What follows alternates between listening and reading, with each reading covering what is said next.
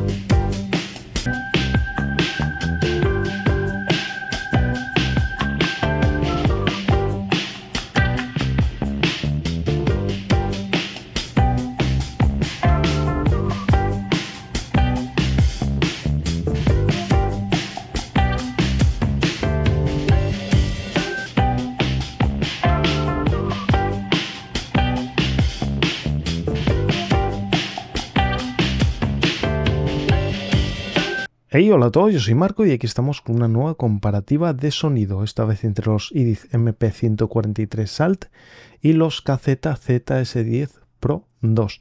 Os recuerdo que lo mejor es que uséis un DAC lo más equilibrado posible para que no colore la grabación, y también unos auriculares que no añadan ni graves ni agudos para que la grabación sea lo más fiel a lo que representan estos auriculares. También os digo que no es una fiel reproducción del sonido que obtendréis con estos auriculares, siempre será mejor en persona, pero bueno, es un acercamiento y más o menos da una idea de cómo suena. Y yo noto una diferencia entre estos auriculares que me ha sorprendido, la verdad.